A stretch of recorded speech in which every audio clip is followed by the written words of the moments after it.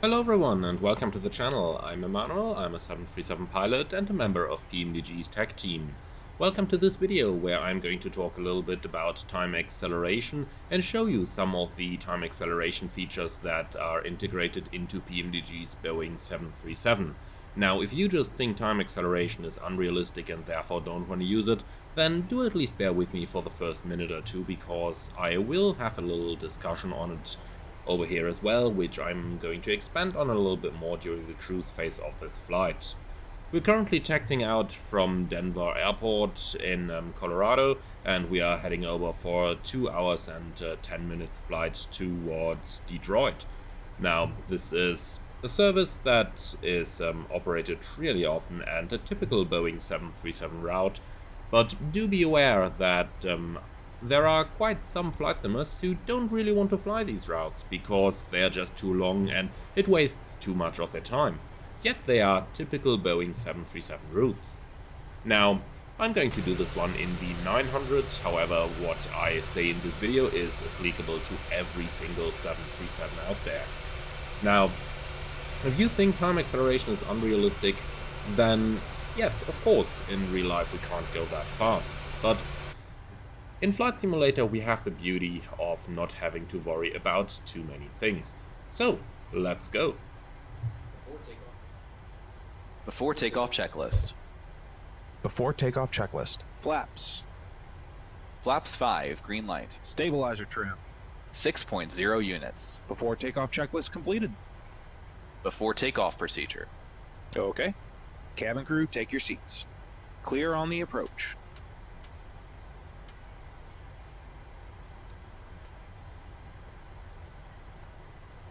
Ready to go.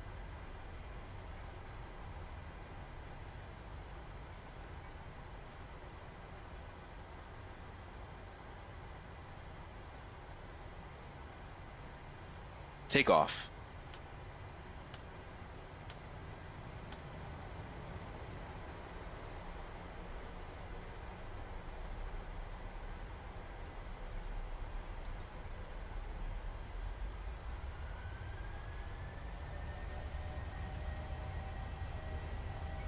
Thrust set.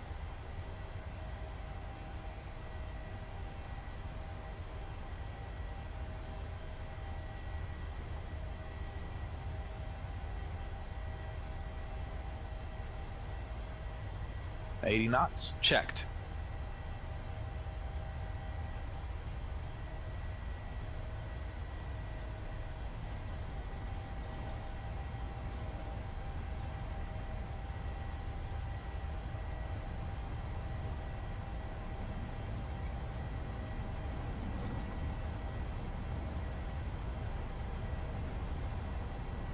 V1. Rotate.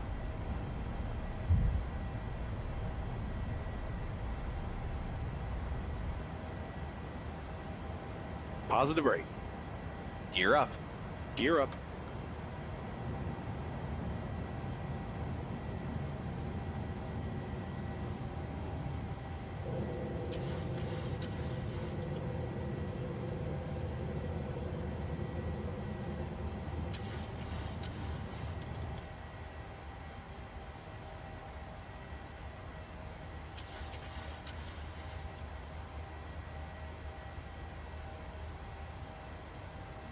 Command A.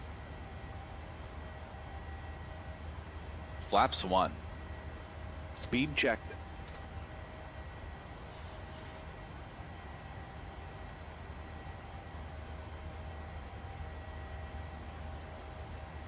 Flaps 1 set. Flaps up. Speed checked.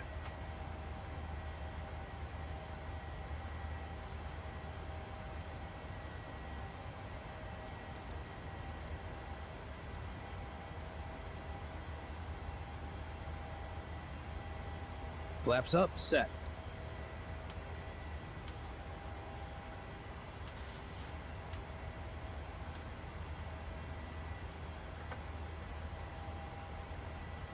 After takeoff checklist. After takeoff checklist. Engine bleeds, on, packs, auto, landing gear, up and off, flaps, up, no lights. After takeoff checklist complete. Happy to release the cabin crew. Yes, please. Okay.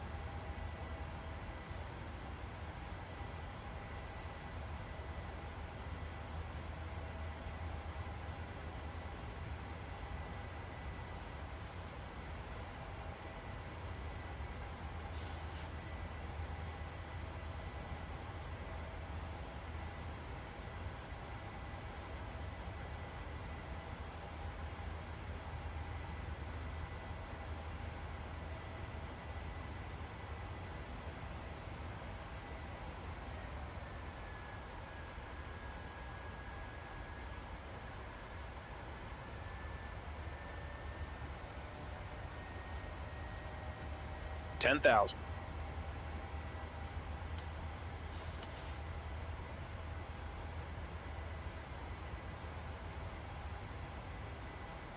Happy to release the cabin.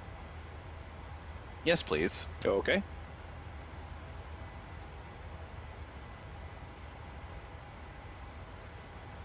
Ladies and gentlemen, you may now use your laptop computers and other portable electronic devices.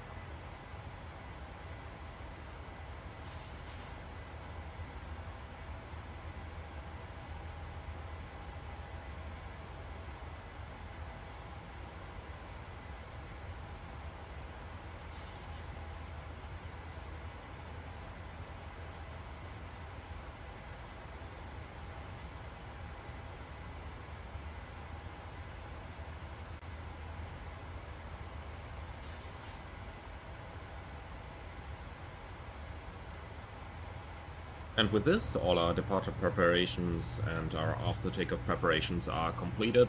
That means that we are now finally in a position where we can use some time acceleration. Now let us quickly talk about what we can do and what we should not do. You will see I did not just fly the entire takeoff and acceleration until after 10,000 feet manually or in real time just because I like to do so, but that also has some reasons. So, the only moments when you should use time acceleration is when the aircraft is in more or less a stable flight. That may be a stable climb like it is right now, or that may be a stable maintaining of the altitude. In either case, the autopilot can be of great help when using accelerated time for those longer flights. Now, let us go ahead and wait until this turn is complete, and then we'll start our time acceleration. In the FMC, there are two options of how time acceleration can be used. Let's have a quick look at both of them. We can find them in the PMDG setup, options, simulation, and if we go on from here, we have these little features. First of all, auto time compression, up to how much, and then TCSR button, what you want to use it for. Mine is currently set to direct simulation rate control. The alternative would be automatic time compression. Let's start with automatic time compression. When auto time compression is enabled, just click the TCSR button on the clock. You will see how the time turns into this turquoise-ish style. And now you can see how the simulator is automatically accelerating time to the defined limit as the airplane maintains stable. As we're approaching a turn over here right now, the simulator is automatically returned to real time so that we can fly the turn precisely, and thereafter, once we're established on track again, we will once again automatically start accelerating our time up to the predefined value. Transition set standard. Standard set. So we have completed the turn, so by the time that the airplane has stabilized over here, we will see time compression enabling itself again, just like now. There is one downside to the usage of automatic time compression. As you can see, With the slightest wind shifts or with the slightest inaccuracies in navigation or maintenance of the speed, the simulator is automatically going to return yourself to the real time. This means that it is not very predictable how much time you're actually going to spare of your flight. Now, that can be helped, however, by using manual time compression. So let's get out of the automatic time compression mode over here by clicking the TCSR button once again, and we can see how the font color of our clock has now returned to the standard white of the Boeing 737. Now let's go ahead and check our cruising level, which today is going to be flight level 350. So let's set flight level 350 all the way on the MCP, like this. And we have it set once, twice, and 3 times, monitoring 1 to 1.5. And with that set and done, we can now go into the FMC and change to manual control of the time compression. So once again, PMDG setup options simulation. And now we change the TCSR button to direct simulation rate control. And this is basically how it works. We now have the TCSR button, and if you look closely you will see that we have 2 click spots on it. In the upper side where you can see the arrow pointing upwards, and in the downward side where the arrow is pointing downwards. By clicking the button once, you will increase your simulation rates by 1 step, which basically is double of the previous rate. So now we are in real time. I've clicked it once, the time is turning yellow, this indicates we are at 2 times simulation rate. Now I click it once again and we go to 4 times simulation rate. Now when you're using manual control of the simulation rate, then be a little bit careful in that your autopilot might not be able to handle everything you presented. For example, it will be a lot less accurate during the turns and during level of procedures. So it is recommended to return to real time, just like the automatic time compression did earlier on, if you are approaching any larger turn or if you have to do any change of your flight level. However, with the automatic time compression on or with the manual time compression, your autopilot is going to be a great aid flying your aircraft. The reason for that is that PMDG has actually programmed the autopilot to support time acceleration, and the theoretical maximum limit is 16 times acceleration, but the autopilot really handles a little bit better at 4 to maximum of 8x acceleration, especially when Microsoft Flight Simulator encounters its instability of the atmosphere problems once again. So right now we're using 4x to climb all the way to cruise level, which is what I would recommend most people to do. Don't go above 4x in the climb, as things might destabilize too quickly. Now, how is the autopilot actually handling time compression then? And why can't the autopilot just work as precisely as if it was flying in real time? Well, the primary issue over here is that an autopilot that is programmed realistically is just not going to be able to be accelerated in time unless the developer actually adds some features for it, and that is exactly what PMDG has done. So let's take an example here. 1,000 to level. I will go to vertical speed now, change it to 500 feet a minute, and we'll see how the airplane takes a long time to react to that. See that? Still climbing a little bit faster. It is taking a bit of time. And we've used up the center tank. Let's get rid of that. And as we're approaching our level of altitude now, you can see that it is overshooting a little bit since we are still in time compression. That's why personally I would recommend to turn time compression off when you are approaching a level of altitude until your flight is fully stabilized once again. So right now we can see, however, that it slowly returns to the target values. Auto throttle is very slowly working over here to return to the target speeds, and it has to do that in order to be able not to overshoot any of the values. But how does it actually work then? Well, that is quite easy. in that all it does is to reduce the gain at which the autopilot is working from the default to a lot less value. And doing that, the PMDG autopilot is able to fly under time compression without greater problems. But you can see, how, for example, how in the turn right now the auto throttle does and the autopilot do struggle a little bit to maintain the target values, which is to be expected, but they will slowly return to what you are aiming for. So it's slowly returning to route, it's already resumed the flight level, and the auto throttle will slowly but steadily resume the target airspeed. Let's go one step further, which is going to be 8x. I click the TCSR button again. The color stays red from 4x onwards, so you kind of have to be a little bit careful with what you are doing there. And we can see how in 8x it does struggle a little bit to maintain the altitude, which is entirely expected. However, for usage of time compression, I would say this is actually within most limits. If you want an accurate flight, take it towards a 4x maximum, but as you can see, 8x somewhat works as well. Something to be aware of, however, when you are using time acceleration is when you're looking outside. The simulator might struggle to load the terrain quick enough as you are flying along, so it might be a good idea to go back towards real time every now and then in order to allow the simulator to actually load the terrain over which you are flying. Now, we are currently in 8x and approaching a turn. That is definitely a point where I would recommend to return to real time.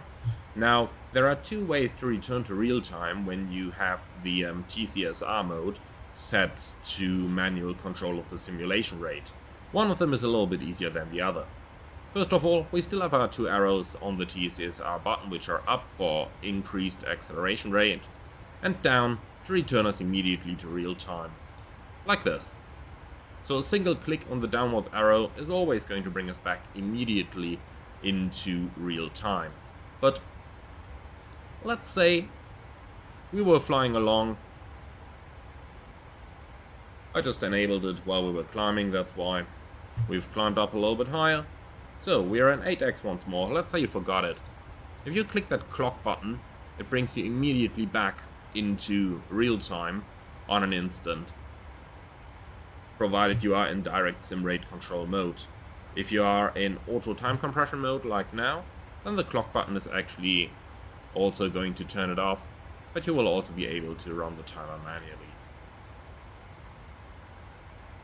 So, my preferred mode of operation is the direct simulation rate control, because the airplane is capable of flying through the majority of maneuvers, unless there are a lot of waypoints behind one another that all require turns. But like now, we are in 4x simulation rate, we are slowly resuming the magenta line. Like this. And using a manual time compression mode does give you the ability to predict when you are going to be where. For example, right now we can see 1822 is our estimated time of arrival at the top of descent. It is 1717 in the simulator, so we do know that we have approximately 1 hour remaining to the top of descent, and using 4x time acceleration that converts to 15 minutes in our simulator. Now, for the sake of it, let's go ahead once more and use 8x for the cruise, like this. Now we know it is going to be approximately 8 minutes until we reach the top of descent. In the introduction to this video I said that usage of time compression is highly debated in flight simulation. And that is actually very, very true. There are people saying that using time acceleration is totally unrealistic, and then there are people like myself saying that, well, what is more realistic? Flying a 777 exclusively on short-haul routes, because that is the time you have available, or flying a 777 on realistic routes, but in an unrealistic time frame. Either way, we do see the constraints of our flight simulator popping into view over here, and it is a personal decision on what you believe is more realistic.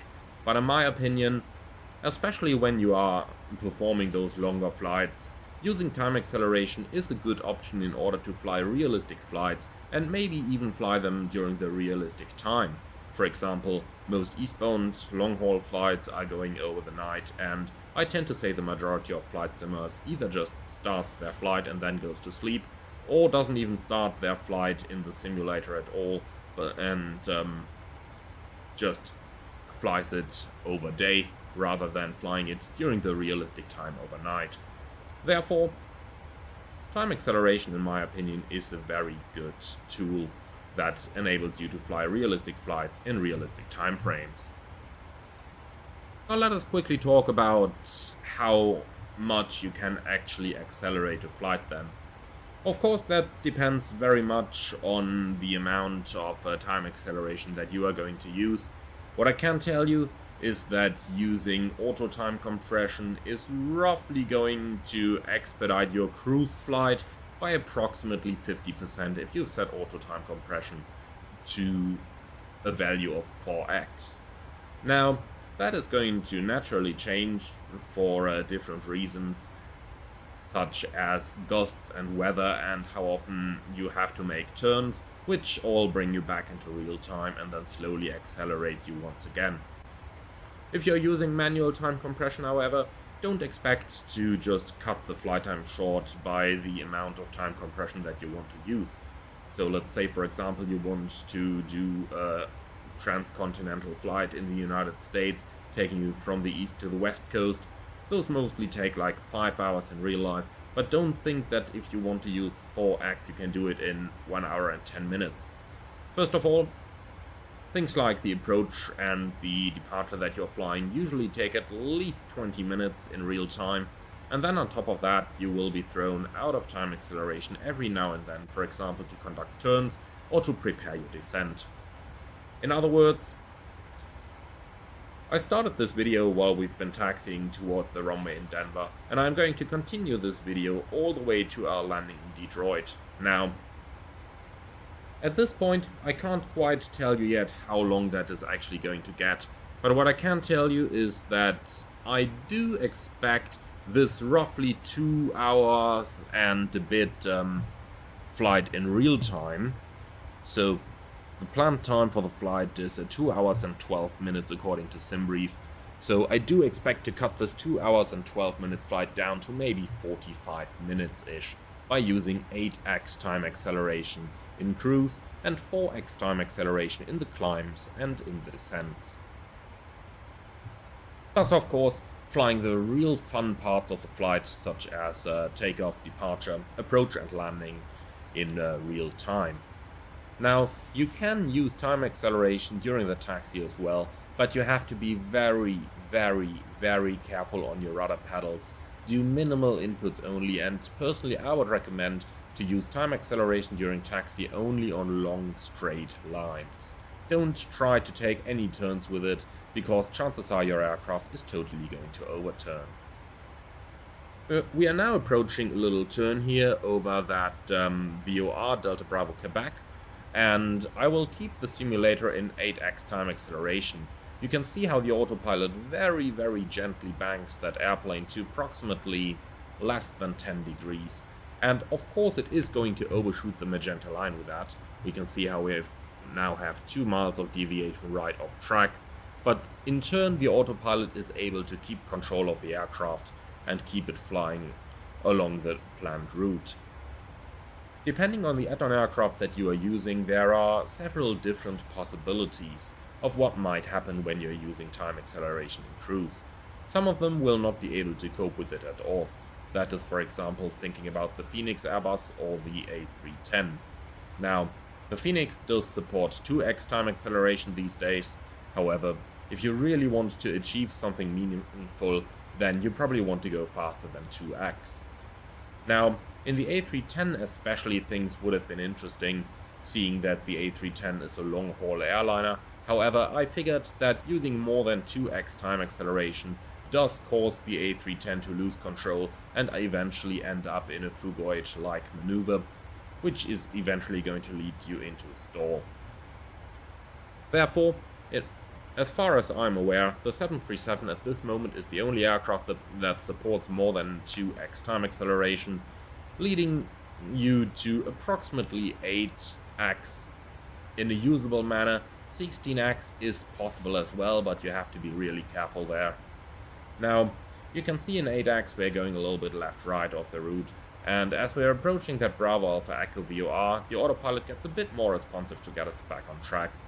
And now that we're flying over it, it is once again going to resume that little slalom along the magenta line there. That happens in 8x, in 4x it is capable of tracking the magenta line with a little bit delay, but eventually re-intercepting it and tracking it properly. Now, if you really want to help yourself, then you might as well just enter a direct from time to time, so when your airplane is doing that next left turn and might overshoot the magenta line for a bit, then you might as well just enter a direct to a portal once more, and then the airplane is going to resume tracking the nav aids as designed. Now we are approaching our top of descent here, so I'm quickly going to do my descent preparation, and then I see you again in a very few moments. Descent checklist. Descent checklist. Pressurization. Landing altitude is 650 feet. Recall. Checked. Auto brake. Level 3. Landing data. VREF 150. Minimums 842 feet. VREF 150. Minimums 842 feet. Approach briefing. Completed. Descent checklist completed.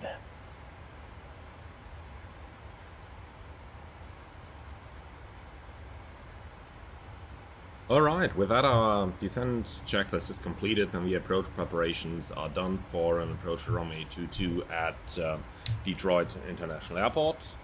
So how about we return into time acceleration and then start to get ready for our descent. There's one thing that I would absolutely recommend you not to fly in time acceleration, and that is the start of the descent. So let's select our altitude down all the way, flight level 210. Which is the next lower restriction we have on the arrival. And in the meantime, I will quickly put on some acceleration once more. But 2 miles prior to the top of descent, the very latest, I'm going to return to real time like this. Because this is approximately where the aircraft starts adjusting its speeds for the approach, for the descent. So this is where the entire descent logic starts to happen.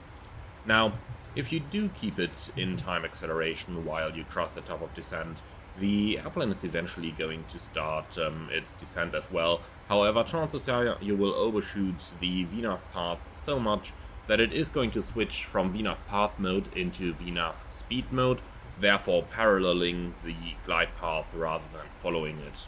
So that is something to be aware of and something to keep an eye out on when you are using time acceleration for your descent.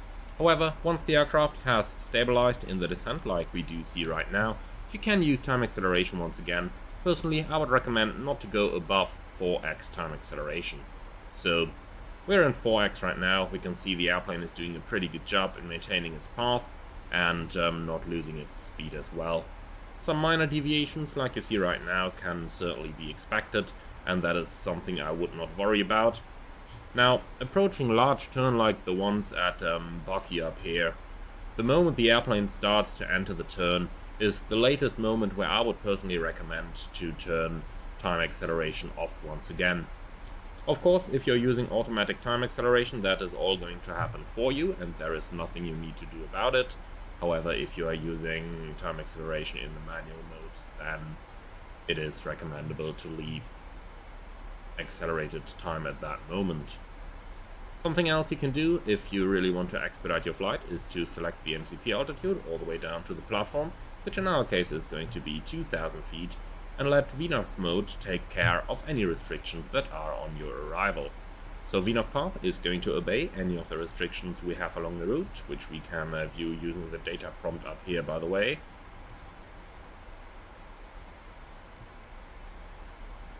And if you really want to get a good view of them, just use the vertical situation display. Alright, we're on a straight leg inbound to Tinder. Now, if there is one if there is one moment where I would probably not want to use time acceleration, that is when crossing Tinder, but that is for different reasons. So, back in the time accel, we are going to use 4x up here, and we can pretty much use that all the way down to Ricky. Depending on how fast your internet connection is, your simulator may or may not be able to load the photorealistic terrain that you find outside of your window. So if it is fast enough, then it is certainly worth having a look outside and just enjoying the terrain passing by. But do have a good eye on your aircraft as well, because you do want to know in case VNAV path loses its path because it deviates too much and turns into VNAV speed, as that would be a moment where I would absolutely recommend to return to real time, fly the airplane back into the VNAV path, and only then resume time acceleration.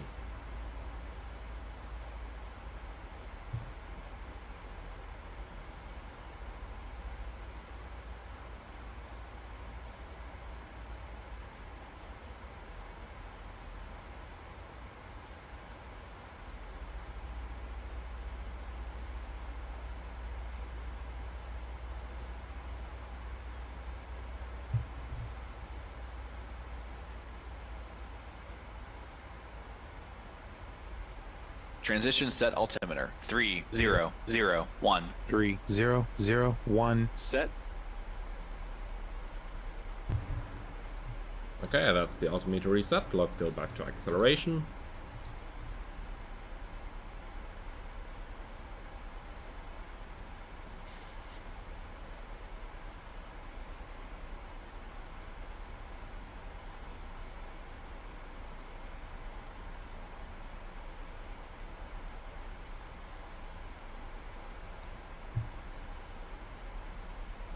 When we're approaching a deceleration segment like we are up here at our case, that is a moment where we need to return to real time.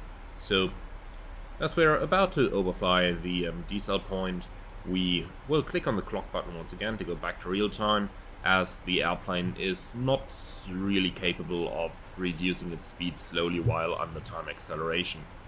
The way the autopilot works with the reduced gains, which basically mean reduced responsiveness of the aircraft, does mean that the airplane would be very slow to respond to something that does need an immediate input.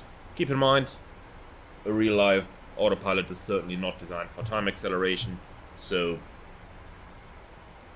even though PMDG, to my knowledge at the moment, is the only add-on developer that does simulate some sort of an autopilot that is optimized for time acceleration, it is not a perfect system, so you do need to keep an eye on it. But nonetheless, when you are flying under time acceleration, it's probably going to be because you don't have too much time available for executing your hobby, and therefore because you don't have too much time, you will probably be sitting in front of your computer anyway. And if you don't, then I do recommend you to sit there nonetheless, because the view outside on the terrain, especially when it's passing by so quickly underneath you, is really something that I do enjoy on almost every single flight that I do under time acceleration.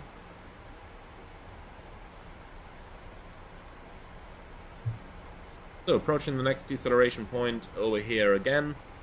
This one is for 250 knots at 100. The next one is for the speed limit at Drama. So things are going quickly here, and so many changes at once are definitely something that the autopilot is not capable of under time acceleration. So watch it as it slowly starts to reduce right now, but still beware that you need to keep an eye on this. Cabin crew, prepare for landing.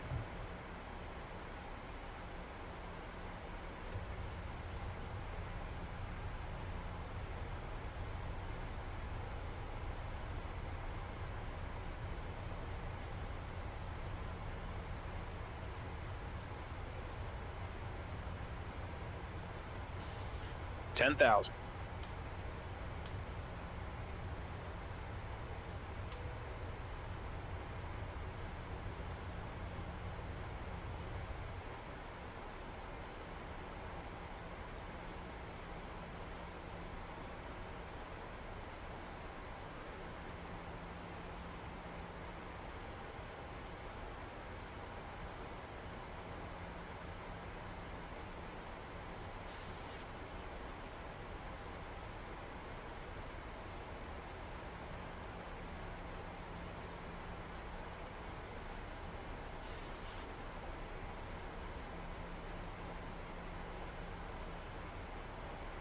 Approach checklist.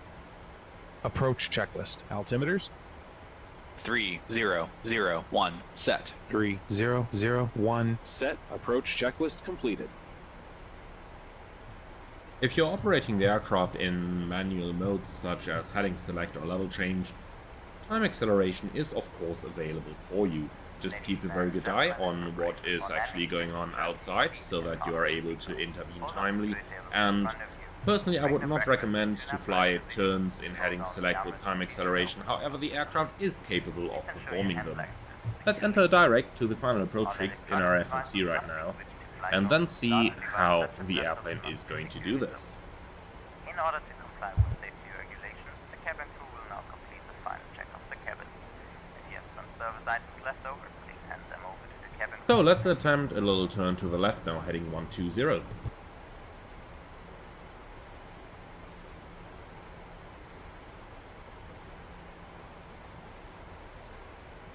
We can see how the aircraft does take a little bit of extra time, but as you can see, it is perfectly capable of executing that turn under time-accelerated conditions.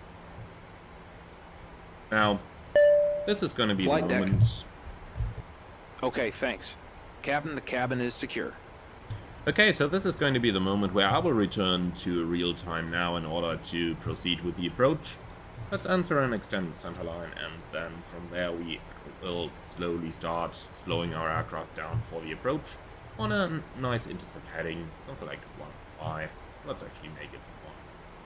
So.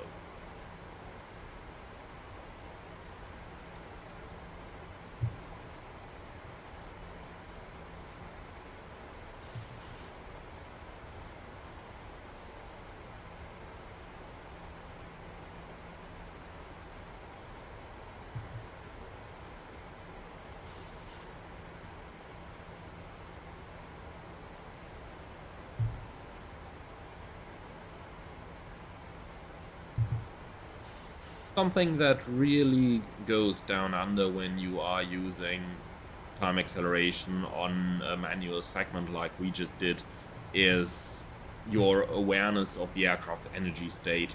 So chances that the aircraft is going to get ahead of you are really high in this situation. So I do recommend you take it out of time acceleration early. Now, this is probably the most fun part of the entire flight anyway for the vast majority of people, so do fly this in real life. You won't regret it. I'm going to mute myself now so that you can enjoy the approach with FS2 crew enabled. So sit back, relax, and enjoy the flight with us.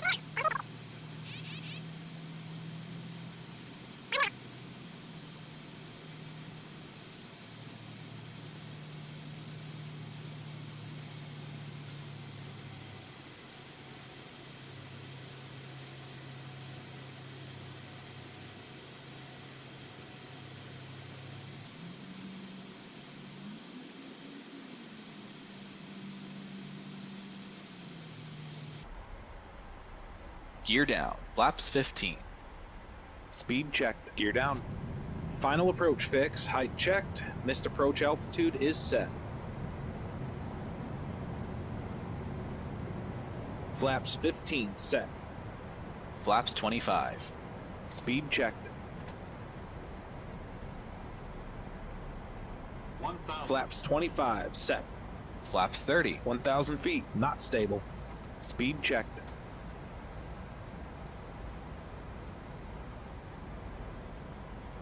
Flaps 30 set. Landing checklist. Landing checklist. Engine start switches. Continuous. Speed brake. Armed. Landing gear. Down. Flaps. Flaps 30. Green light. Landing checklist completed.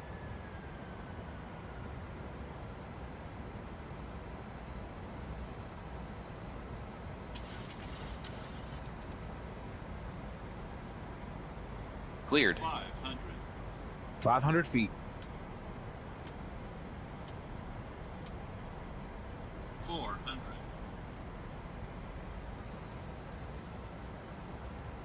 Continue. 300. Approaching minimums. 200. Minimums. Landing. 100. 50. 30. 20. 10.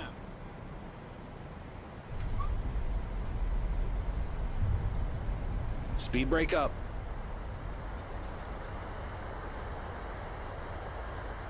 Reverser's normal.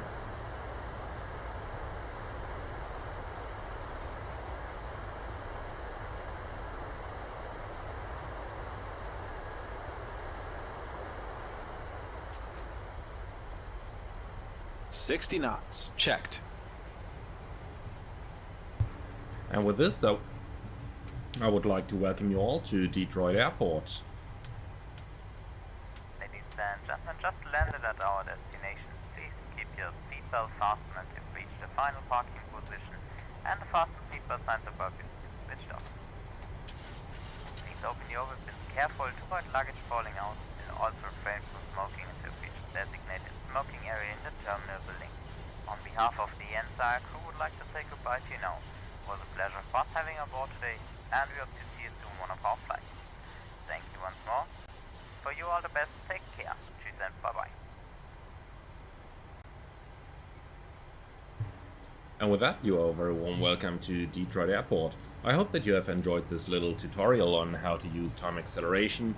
And overall, it was a 2 hours and 12-minute flight, exactly as forecast. And we have taken approximately 50 minutes to actually conduct the flight, a little bit less actually.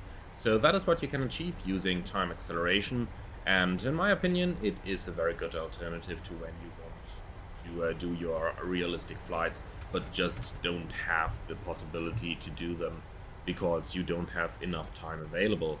Now, in my airline, we do fly a lot of 2-hour-ish flights, and actually the vast majority of working days in my airline consists of flying a short sector that is something around an hour, and then fly back home again about an hour, and then fly a longer one that is in the region of approximately 2 hours and back.